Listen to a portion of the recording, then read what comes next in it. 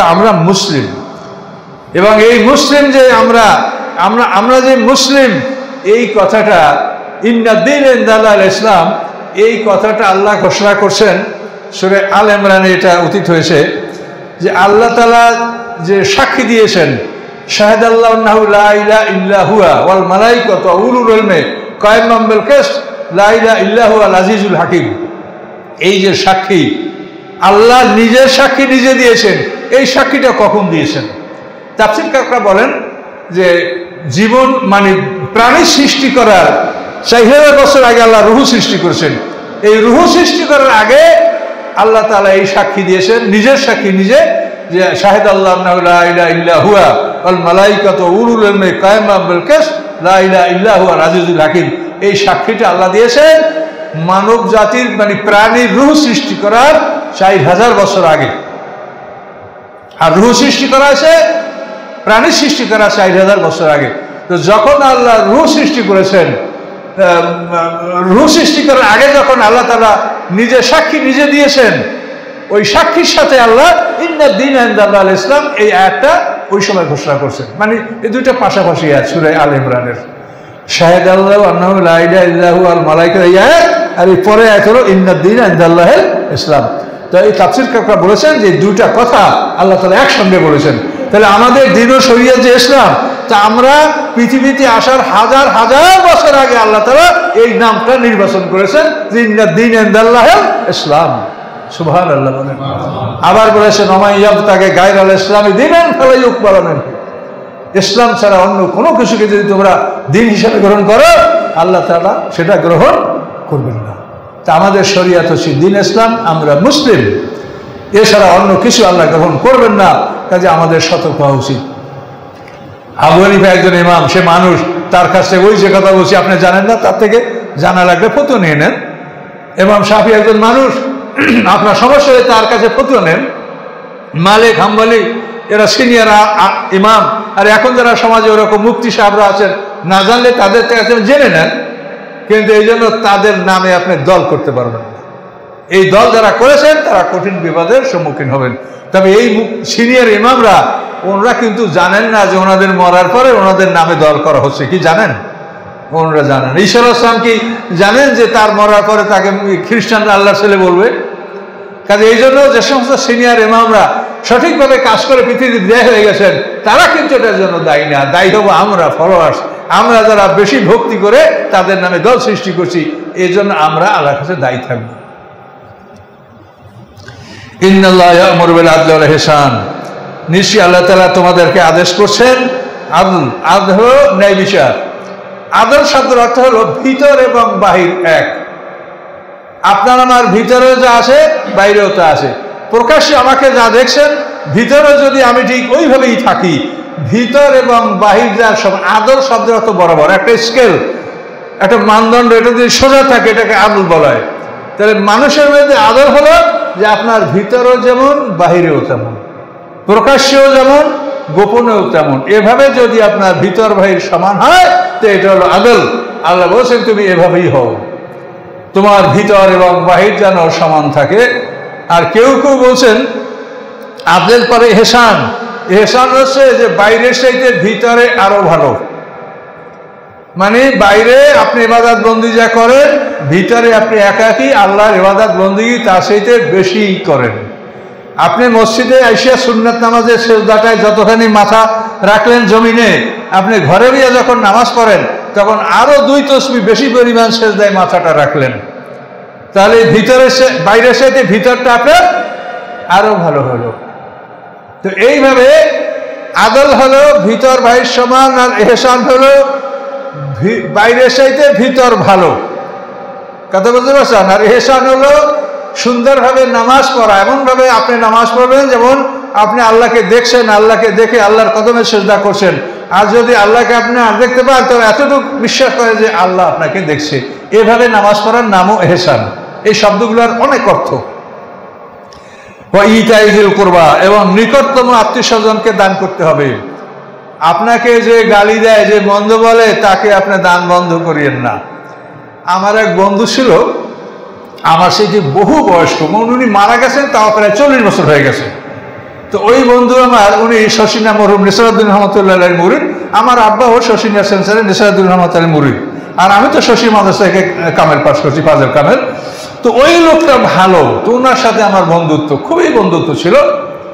তা ওনার একটা ঘটনা, পারিবারিক ঘটনা, ওনার এক ভাই ছিল, সে ছিল কারি সাহেব, শিক্ষিত। আর এই যে আমার বন্ধু ফরাজি সাহেব, এ শিক্ষিত না, শুধু আল্লাহকে জানে, আর মরহুম নিসারউদ্দিন রহমতুল্লাহ এই পীরের থেকে সবক নিয়ে এটা আদায় করে এবং ভালো পথে চলেন। এখন ওই ছোট ভাই সারা রাত গালি দিছে আমার এই দোস্তজিকে, আমাকে দোস্তজি ডাকতেন উনি, সারা রাত গালিগালাজ করছে, যা বলার তাই বলছে। বলার পরে এখন সকালে আমার এই দোস্তজি পরিবারের লোকদেরকে, নাতিদেরকে বলে, তার ছেলে ছিল না, ওনার মেয়ের ঘরের নাতিরা ছিল, পাশে যে ও সারা রাত আমার কত কষ্ট করে গালি দিয়েছে, ওর গলা শুকিয়ে গেছে, বড় একটা সোলম আর বড় একখানা ইক্ষু, এই ওরে দিয়ে ওর গলা শুকিয়ে গেছে, সারা রাত আমার গালি দিয়েছে। বুঝতে পারছেন? এই ফরাজি সাহেব নিজেই কইতে আমি বোকা ফরাজি। এই লোক আমার বন্ধু ছিল, তার জীবনের বহু ঘটনা আছে, আমি অন্যগুলা বলবো, একটা বললাম যে কিভাবে তাদের জীবনটা ছিল। এখন ভেবে দেখেন, আত্মীয়র সাথে সম্পর্ক, আপনার সাথে খারাপ ব্যবহার করছে, তার কাছে আপনি বেশি করে এই রমজান মাসে হাদিয়াটাও পাঠিয়ে দেন। এটা হলো আল্লাহর হুকুমে আপনি করবেন, সে কি করলো এটা তো আপনার দেখার বিষয় না, আপনাকে দিবে কে? মালিক। তো সে বলছে তুমি আত্মীয়তা রক্ষা করো, তা আপনাকে যে গালি দিয়েছে, মন্দ করেছে, আপনার উপর অত্যাচার করেছে, তার কাছে বেশি করে হাদিয়া তহবা পাঠিয়ে দেন, তার সাথে সম্পর্ক রাখেন, সে যা করে তাই করুক, কেন সে তো আপনাকে দিবে না, দিবে কে? কাজে আল্লাহর হুকুম মানতে হবে। এই জন্য আত্মীয়তা, ইন্নাল্লাহ ইয়ামুরু বিল আদলি ওয়াল ইহসান ওয়া ইতাই যিল কুরবা, নিকটতম আত্মীয় স্বজনকে দান করো। বোন, ভগ্নিপতি, ভাগ্নি, ভাগনা, নাতি, পুতি, কে কোথায় কি অবস্থায় আছে সবার খবর নেন এবং সবাইকে দান করেন। ওয়ানহা আনিল ফাহশা ওয়াল মুনকার, আল্লাহ নিষেধ করেছেন ফাহশা, অশ্লীল কাজ থেকে, জেনার আনুষঙ্গিক কার্যক্রম। মুনকার মানে যেটা অপছন্দনীয় কাজ, যেটা একটা মানুষ দেখলে সে খারাপ মনে করে, এই মুনকার কাজগুলি সবাই মুনকার মনে করে। চোর যে চুরি করে, সে যদি ভালো মনে করতো চুরি করা ভালো, তো সে তো বলতো যে আমি একজন চোর, কি সে বলে?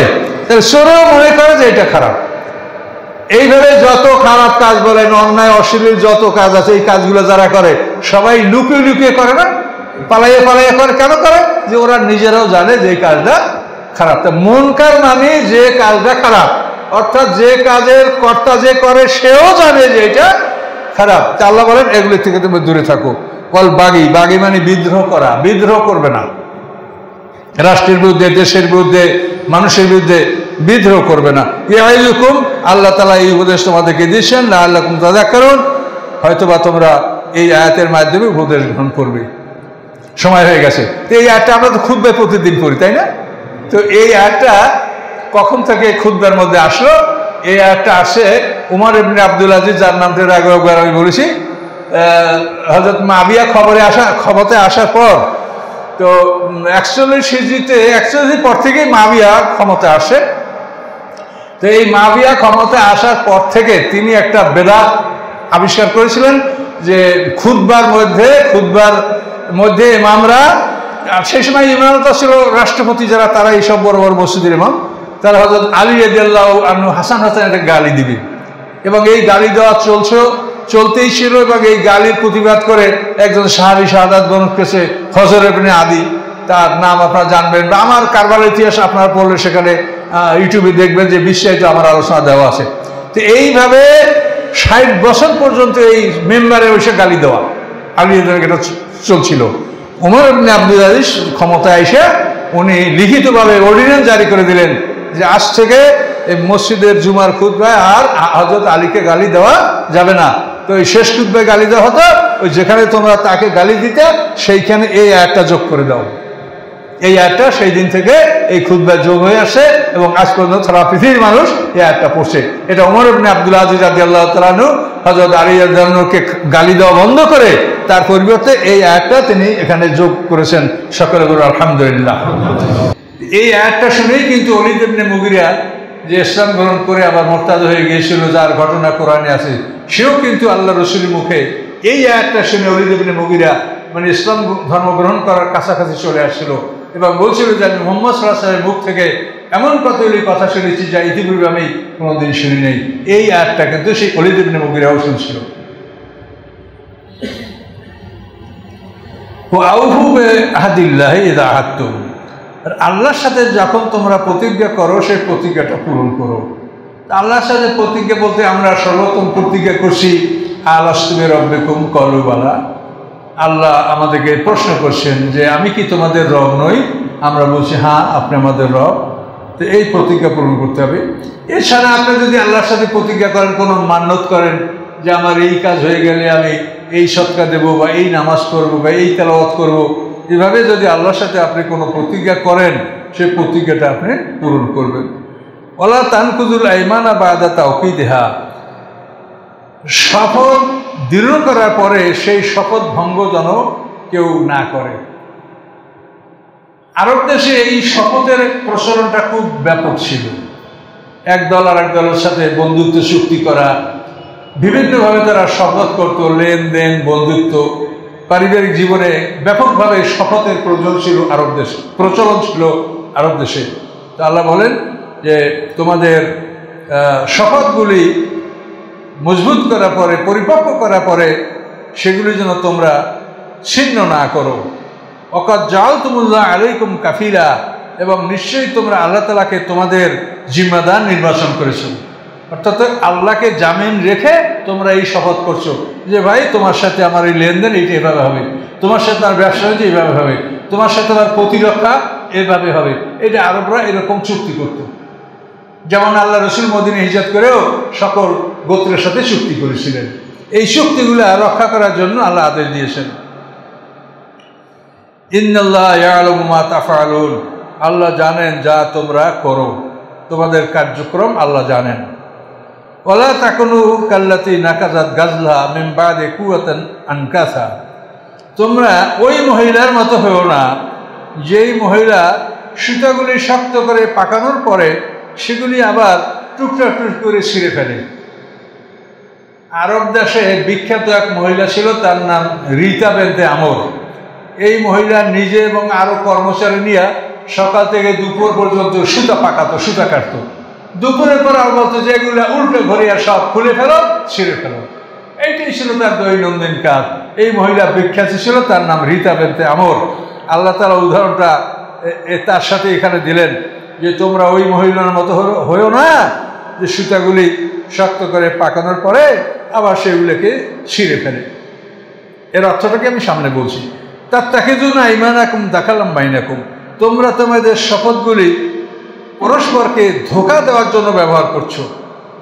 আন তাকুলা উম্মাতুন হিয়া আরবা মিন উম্মাতিন, একটা দল অন্য দলের চাইতে উঁচু সম্মানিত, এ কারণেও তোমরা ছোট দলকে ত্যাগ করে বড় দলের সাথে চুক্তিতে আবদ্ধ হচ্ছ। আল্লাহ বলেন ইন্নামা ইয়াবলুকুমুল্লাহু বিহি, আল্লাহ তাআলা এগুলির মাধ্যমে তোমাদেরকে পরীক্ষা করেন। ওয়ালা ইউবায়্যিনান্না লাকুম ইয়াওমাল কিয়ামাতি, আর আল্লাহ তাআলা নিশ্চয়ই কিয়ামতের দিন তোমাদের স্পষ্ট করে দেবেন মা কুনতুম বিহি তাখতালিফুন, যে সমস্ত বিষয়গুলিকে নিয়ে তোমরা মতভেদ করতেছিলে। অর্থাৎ আরব সমাজে এরকমও নিয়ম ছিল যে একটা দল আর একটা দলের সাথে বন্ধুত্ব চুক্তিতে আবদ্ধ হয়েছে। আবদ্ধ হয়ে যাওয়ার পরে দেখা গেল আর একটা শক্তিশালী জাতি, এরা তো যাযাবর, আর একটা শক্তিশালী জাতি সেখানে আসে। আসার পরে এখন এই দুর্বল জাতির সাথে যে তারা সন্ধি করছিল এইটা ভঙ্গ করে ওই শক্তিশালী জাতির সাথে তারা সন্ধি করতে চায়। শক্তিশালী জাতির সাথে সন্ধি করলে তাদের মান সম্মান বাড়বে, তাদের লেনদেন আদান প্রদানে তাদের সুবিধা সুযোগ হবে। এই জন্য অনেক সময় আরবের গোত্রগুলি এ ধরনের কাজকর্ম করত। দুর্বল জাতির সাথে সন্ধি ছিল, এখন একটা সবল জাতি পাওয়া গেল, তো দুর্বল জাতির সাথে সন্ধি ভঙ্গ করে সবল জাতির সাথে এখন তারা সন্ধি চুক্তিতে আবদ্ধ হবে। তো আল্লাহ বলেন এটা তোমরা করো না। আর কসমের মাধ্যমে যখন দুই দল সন্ধিতে আপোষ হয়ে গেল, একে অপরকে বন্ধু মনে করলো, মাঝে মাঝে ওরা এই কসম ভঙ্গ করে একদল অন্য দলের ক্ষতি সাধন করত। তো দুই দল তো আপোষে নিরাপদ, তারা মনে করে ও আমার ক্ষতি করবে না, এও আমার ক্ষতি করবে না, কিন্তু এই বিশ্বাস ভঙ্গ করে একদল অন্য দলের ক্ষতি করত।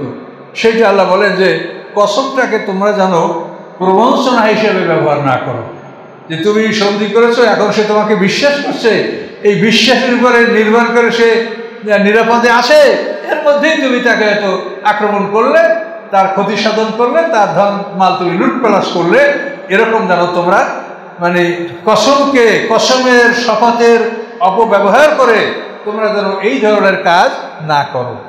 কোরআন হচ্ছে জীবনের সব কিছুর উপরে স্পষ্ট করে এর ব্যাখ্যা। আল্লাহ বলেন, ওয়ালাউ শাআ আল্লাহু লাজআলাকুম উম্মাতান ওয়াহিদা, আল্লাহ ইচ্ছা করলে তোমাদেরকে একই দলভুক্ত করতে পারতেন, এক দল, আর কোনো দল থাকবে না, এটা আল্লাহ ইচ্ছা করলে করতে পারতেন, কিন্তু আল্লাহ সেটা করেননি। ওয়ালাকিন ইউদিল্লু মাইয়াশা, আল্লাহ যাকে ইচ্ছা বিপদগামী করেন, ওয়াইহাদি মাইয়াশা, যাকে ইচ্ছা তিনি হেদায়েত দান করেন। ওয়ালা তুসআলুনা আম্মা কুনতুম তা'মালুন, তোমরা যে আমল করো তোমাদের আমল সম্পর্কে অবশ্যই তোমাদেরকে জিজ্ঞাসাবাদ করা হবে। এখন যদি আপনি বলেন যে আল্লাহ এটা কেন করেন, এটা জিজ্ঞাসা করার ক্ষমতা আমাদের নাই, তবে আমরা এতটুকুই জানি যে আল্লাহ তাআলা কাউকে ইচ্ছা করে গোমরাহ করেন না। যে মানুষটা বারবার আল্লাহর কাছে অনুরোধ করে যে আমি এই অন্যায় আমি জানি, তারপর আল্লাহ আমি এই কাজটা করবো, আমি যেন ধরা না পড়ি, এটা আপনাদেরকে আগে বলা হয়েছে যে ওয়াসওয়াসা, যে মানুষের যে কুপ্রবৃত্তি, তা তিনটে স্তর আছে, খাতের, হাজেজ, হাম, আজম। এই তিনটে স্তরের মানুষ যখন তৃতীয় স্তরে পৌঁছে তখন তার আমল নামায় 1 গুণ পাপ লেখা হয়। আর নেকামলের ক্ষেত্রে নিয়ত করার সাথে সাথেই 1 গুণ নেকামল আল্লাহ বান্দার আমলে লেখেন। কিন্তু বদামলের ব্যাপারে 3টে স্তর, খাতের অর্থাৎ অন্যায় চিন্তাটা মনে আসলো, পার হয়ে গেল। হাজেজ, অন্যায় চিন্তাটা মনে আসিয়া দীর্ঘস্থায়ী হলো। হাম, এই অন্যায়টা এখন আমি কিভাবে এটাকে বাস্তবায়িত করবো, এই জন্য পরিকল্পনা গ্রহণ করালো। এই পরিকল্পনা গ্রহণ পর্যন্ত আল্লাহ তাআলা মানুষের আমল নামে পাপ লেখেন না। এই পরিকল্পনা গ্রহণ করা হয়ে যাওয়ার পরেই আল্লাহর সাথে দোয়া শুরু হয়ে যায়, আল্লাহ আমি এই কাজটা করার চিন্তা করছি, আল্লাহ আমি যেন ধরা পড়ি না, আমি অমুক সম্ভ্রান্ত পরিবারের ছেলে, আমি অন্যায় করে ধরা পড়লে আমার ইজ্জত থাকবে না, বাপ মার ইজ্জতে, আল্লাহ আমি যেন এখন ওই মান্যত, আল্লাহ অমুক দরবারের ছাগল, অমুক দরবারের গরু, আমি এই সব দেবো, আল্লাহ আমি যেন ধরা না করি। অন্যায় করার জন্য তো মানুষ আল্লাহর কাছে মান্যত করে না? কারণ একদিকে চুরি করে, আবার আর একদিকে দরবারে চাউল পাঠায় আল্লাহর রাস্তায় রাখবো কি? তাহলে দেখা গেল যে অন্যায় যারা করে তারাও আল্লাহর কাছেই এটা বলে। এই জন্য চোরের আল্লাহ আমাদের আল্লাহ একই আল্লাহ, কিন্তু চোরও আল্লাহর কাছে বলে, আমরাও আল্লাহর কাছে বলি। এখন আল্লাহ তো সবার কথাই শোনে। আল্লাহ বলেন পাপের ক্ষেত্রে আমি নিজে ইচ্ছা করে তোমাদেরকে আমি বিপদগামী করি নাই, তোমরা নিজেরা বারবার বুঝে শুনে, অপরাধ বুঝে শুনে আমার কাছে তোমরা এইটা করার ক্ষমতা চাচ্ছ বলেই আমি তোমাদেরকে অপরাধ বা অন্যায় করার ক্ষমতা দিচ্ছি। অন্যায় করার ক্ষমতা আল্লাহ দিয়ে থাকেন, ভালো কাজ করার ক্ষমতা আল্লাহই দিয়ে থাকেন। এমন যেন না হয় আপনি মনে করবেন না যে অন্যায় করার কাজ শয়তান দিল, না, শয়তানের এটা কোনো ক্ষমতা নাই। শয়তান শুধু পরামর্শ দিতে পারে, কিন্তু কাজ করার ক্ষমতা একমাত্র আল্লাহই দিয়ে থাকেন। ওলা তাত্তাখিযু আইমানাকুম দাখালাম বাইনাকুম ফাতাযাল্লা কাদামুম বা'দা সুবুতিহা, তোমাদের প্রতিশ্রুতিগুলি, কসমগুলি, এটা যেন তোমরা পরস্পরকে ধোঁকা দেওয়ার উদ্দেশ্যে ব্যবহার না করো। আল্লাহর কসম ভাই আমি অমুক দিন আপনাকে টাকাটা দিব, এখন আল্লাহর কসম না করলে তো আপনি টাকাটা দিবেন না। এখন আল্লাহর কসম করে আপনার কাছে টাকা নিয়ে আর দিচ্ছেন, তাহলে এই কসমটা ব্যবহার করে সে ধোঁকা দিল কিনা বলেন? এই জন্য আল্লাহ বলছে যে আল্লাহর কসম করে, আল্লাহর নাম ব্যবহার করে তোমরা কাউকে ধোঁকা দিও না। অনেক মানুষই বলছে না টাকা মানুষ নিলে দেয় না, তা এখন একেবারে আল্লাহর কসম করে আমি ওই অমুক দিন আপনার টাকা দিব, নিয়ে যাওয়ার পর আর খোঁজ নেই। এখন সে আল্লাহর কসমটাকে ধোঁকা দেওয়ার জন্য ব্যবহার করলো। আল্লাহ বলেন এইভাবে তোমাদের এই শপথ প্রতিশ্রুতি পরস্পরের মধ্যে ধোঁকা দেওয়ার জন্য যেন তোমরা ব্যবহার না করো। দেখেন আল্লাহ কতভাবে সতর্ক করেছে। ফাতাযাল্লা কাদামুম বা'দা সুবুতিহা, তাহলে তোমাদের পা দৃঢ় হওয়ার পরে সেই পা পিচ্ছল হয়ে গেল। অর্থাৎ তোমরা ঈমানের উপরে আল্লাহর নামে শপথ করেছিলে, এরপর তোমাদের পদস্খলন ঘটে গেল। এবং তোমরা শাস্তি ভোগ করবে এই জন্য যে তোমরা আল্লাহর পথ থেকে মানুষকে ফিরালে। এই জায়গাটা একটু কঠিন। এখানে হঠাৎ করে আল্লাহ এই কথার মধ্যে বললেন আল্লাহর পথ থেকে তোমরা মানুষকে ফিরালে। এখানে আল্লাহর পথ থেকে মানুষকে ফিরানোর কি ব্যবস্থা, কি জন্য এই কথাটা মাঝখানে বললেন? তাফসীর কারকরা বলেন এর উদ্দেশ্য এই যে জাহিলিয়াত ইসলামের আগে আরব সমাজে এইরকম শপথ করে বন্ধুত্ব করা এবং বিভিন্ন কাজকর্মে জড়িত হওয়া এটা আরবে ব্যাপক প্রচলন ছিল। এবং আরবের জাহিলিয়াতেও তারা এই কসমকে, এই শপথকে ভঙ্গ করত। তারা আল্লাহ সেটা জানতো, সবসময় আল্লাহর নামে তারা কাজকর্ম করত, তারা শপথ ভঙ্গ করত না। এখন ইসলাম আসার পরে আমরা কি করব? ইসলাম আসার পরে মনে করেন একজন মুসলমানের সাথে মুশরিকদের চুক্তি ছিল, এখন এই চুক্তিটা রক্ষা করা হবে নাকি ভঙ্গ করা হবে? এখানে আল্লাহ রাসূল বলেছেন যে তোমরা মুসলমান হওয়ার পরেও মুশরিকদের সাথে যে চুক্তিগুলি আছে সেগুলি তোমরা ছিন্ন করবে না। যদি তোমরা এই কসমটা ভঙ্গ করো তাহলে ওরা মনে করবে যে আমাদের বাপদাদার ধর্মের চাইতে ইসলাম খারাপ, আমাদের বাপদাদার ধর্মে শপথ ভঙ্গ করার বিধান নাই, আর মুসলমানদের আইনে শপথ ভঙ্গ করার বিধান আছে। কাজেই আমাদের বাপদাদার ধর্ম ইসলামের চাইতে ভালো। এই হলে মানুষ ইসলামের দিকে আগ্রহী হবে না, ইসলাম থেকে মানুষ ফিরে থাকবে। কাজেই কসম ভঙ্গের মধ্যে আল্লাহর দিন থেকে ফিরানোর কথা হলো এটাই। খুব কঠিন কথা যে তোমরা মুসলমান হওয়ার পর যদি একটা কসম ভঙ্গ করে ফেলো, তোমরা বলবে যে এরা কি, আমাদের বাপদাদা মুশরিক, আমরা কার সাথে শপথ করে ভঙ্গ করি না, আর এরা মুসলমান হয়ে চুক্তি ভঙ্গ করে ফেললো, এদের ধর্ম আমাদের বাপদাদার ধর্মের সাথে খারাপ, তো মানুষ আল্লাহ থেকে ফিরে যাবে। এই কথাটা আল্লাহ বললেন যে তোমরা যদি শপথ ভঙ্গের মাধ্যমে এমন পরিস্থিতি সৃষ্টি করো যে মানুষ ইসলামের চাইতে জাহিলিয়াতের মানে বাপদাদার ধর্মকে ভালো মনে করে, তাহলে মানুষরা ইসলামের পথে আসবে না। এটা হবে আল্লাহর পথ থেকে মানুষকে বাধা দেওয়া একটা ছোট কৌশল বা একটা পন্থা। তাহলে ওয়ালাকুম আযাবুন আযীম, তোমাদের জন্য কঠিন শাস্তির ব্যবস্থা রাখা হয়েছে, তোমরা শাস্তি ভোগ করবে। তাহলে মোট কথা যে তোমরা যে কসমটা করেছো ওটা মুদ্দাত পূরণ হওয়া পর্যন্ত শপথটা তোমাদের বহাল রাখতে হবে। যে জাতির সাথে যে তোমরা চুক্তি করেছো এই মুদ্দাতটা বহাল রাখতে হবে।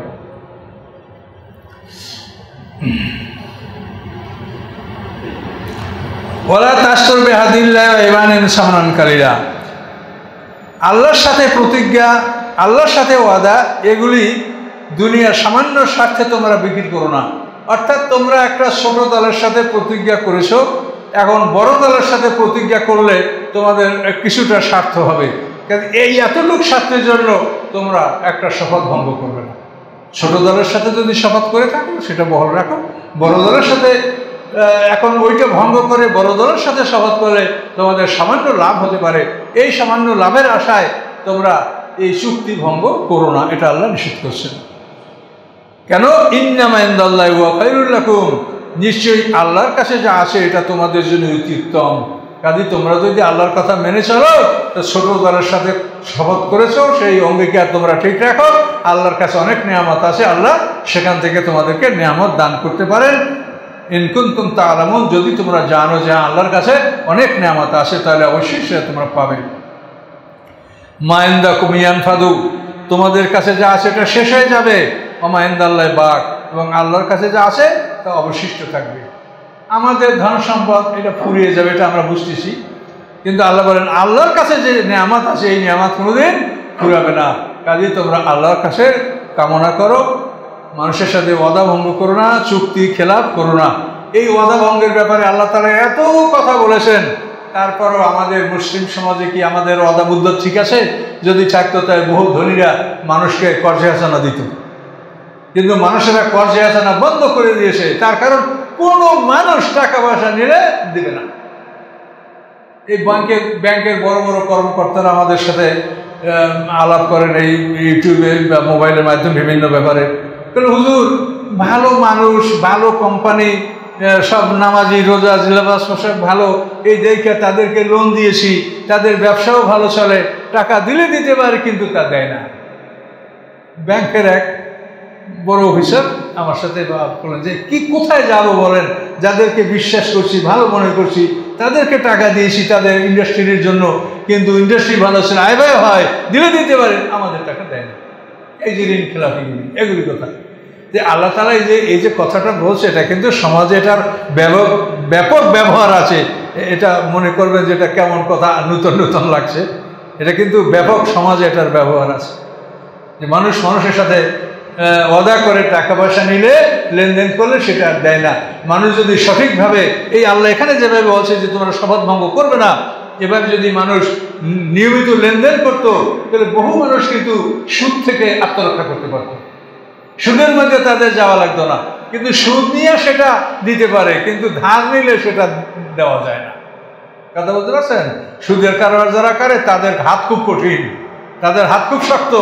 কিন্তু সুদের কারবারিদের টাকা এরা দিতে পারে, কিন্তু ধার নিলে সে টাকা দিতে পারে না। তা আল্লাহ এই জন্যই বলছে যে মানুষের সাথে ওয়াদা, মুদ্রা, চুক্তি এবং এগুলির সম্বন্ধে, এগুলিতে তো আরব দেশে ব্যাপক আল্লাহর নামের শপথ ব্যবহার করা হতো। কাজে এই জন্য এই লেনদেনের ক্ষেত্রে আমাদেরকে আল্লাহ সতর্ক করছে।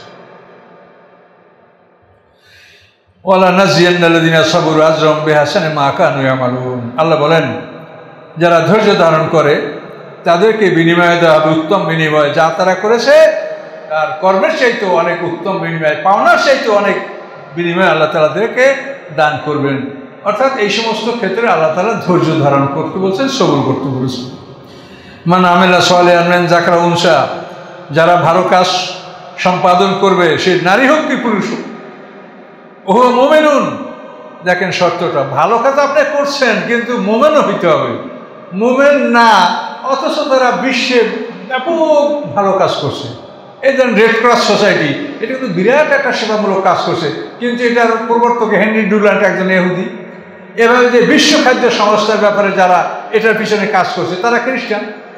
এখন এই জন্য বলে মান আমেনা সালেহান মিন যাকরিন ওয়া উনসা, যারা ভালো কাজ করে সে নারী হোক কি পুরুষ হোক, ওহুয়া মুমিনুন, এবং সে যদি মুমিনও হয়, ফালা নুহইয়ান্নাহু হায়াতান তাইয়্যিবা, আল্লাহ বলেন আমি দুনিয়াতে থেকে একটা সুন্দর জীবন যাপনের ব্যবস্থা করব।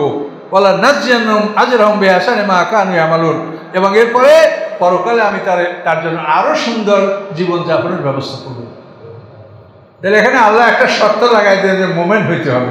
আর যদি মুমিন না হইয়া সে সমাজে সেবামূলক কল্যাণমূলক কাজ করে, তাহলে আল্লাহ তাআলা তার পাওনাটা দুনিয়াতে পরিশোধ করে দেবেন। তার হায়াত দীর্ঘ হবে, ধন সম্পদের কোনো অভাব থাকবে না, সে সোনার প্লেটে ভাত খাবে, সোনার কাপে চা খাবে, এত সব সুন্দর সুযোগ সুবিধা আল্লাহ করে দিয়ে তার পাওনা দুনিয়াতে শেষ করে দেবে। আমরা এই বরিশালে আমার যে ডিস্ট্রিক্ট, যতগুলো শিক্ষা প্রতিষ্ঠান, পিসি কলেজ, কুকুরচন্দ্র কলেজ, বিএম কলেজ বরিশাল, এখন যারা university, BM college, Bardhaman college, এগুলি সবই দেখা যায় হিন্দুদের নামে। সব হিন্দুরাই এই সমস্ত মানে তাদের দান, তারা জমিদার ছিল, সম্পদ তারা ভালো কাজে ব্যয় করছে। কিন্তু আল্লাহ বলেন মুমিন হতে হবে। তুমি মুমিন না হয়ে যদি কল্যাণমূলক কাজ করো, তুমি তো করেছো, কিন্তু আল্লাহ বলেন সম্পদ তো আমার সম্পদ, তুমি ব্যয় করেছো, সম্পদের মালিক তো তুমি না। কাজে তুমি আমার সম্পদ ব্যয় করেছো, কিন্তু আমার উপর ঈমান আনো নাই, আর তুমি আমার উপর ঈমান না আনিয়ে ব্যয় করছো, আমি তোমাকে সব দিব, দুনিয়াতে তোমাকে আমি ভালো জীবন যাপনের ব্যবস্থা করব, পরকালে তুমি পাবে না। এই জন্য ঈমান শর্ত। তো ঈমানদার হলে, নেক আমল করলে তাদের দুনিয়াও আল্লাহ তাআলা সুখময় জীবন দান করবেন, আর পরকালেও আল্লাহ তাআলা উত্তম বিনিময় দান করবেন। ফাইযা কারাতাল কুরআনা ফাসতাইজ বিল্লাহি মিনাশ শাইতানির রাজিম। হে রাসূল, আপনি যখন কোরআন পাঠ করবেন তো আপনি আল্লাহর আশ্রয় কামনা করে নেবেন, অভিশপ্ত শয়তান থেকে আল্লাহর আশ্রয় কামনা করে নেবেন। তার কারণ কোরআনের সবচেয়ে বড় আক্রমণ, হামলা, মানে প্রচন্ড আক্রমণ হবে আপনার উপরে যখন আপনি কোরআন পাঠ করবেন। কি কথা বুঝতে পারছেন? আপনি আর যাই করেন, এত বড় আক্রমণ আর শয়তান কখনো করবে না যত বড় আক্রমণ করবে আপনাকে কোরআন পাঠ করার সময়। কারণ এইটি হলো সব কিছু।